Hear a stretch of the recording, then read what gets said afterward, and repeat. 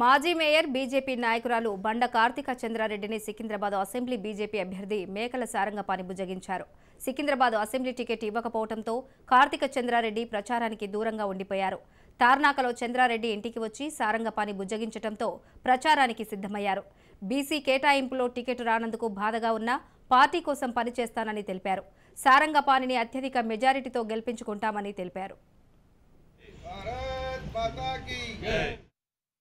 అమలుపరుస్తున్న సంక్షేమ అభివృద్ధి కార్యక్రమాలతో పాటు జాతీయ అంతర్జాతీయ స్థాయిలో భారతీయ జనతా పార్టీకి బలమైన గుర్తింపుగా నంబర్ 1 హీరోగా బాస్గా నిలబడ్డ నరేంద్ర మోడీ గారి ఆశయాలను నెరవేర్చడానికి తెలంగాణ ప్రజలు ఇలా సిద్ధంగా ఉన్నారు.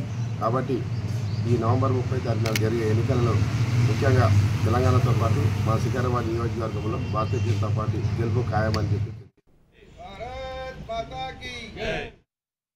అమలుపరుస్తున్న సంక్షేమ అభివృద్ధి కార్యక్రమాలతో పాటు జాతీయ అంతర్జాతీయ స్థాయిలో భారతీయ జనతా పార్టీకి బలమైన గుర్తింపుగా నంబర్ 1 హీరోగా బాస్గా నిలబడ్డ నరేంద్ర మోడీ గారి ఆశయాలను నెరవేర్చడానికి తెలంగాణ ప్రజలు ఇలా సిద్ధంగా ఉన్నారు.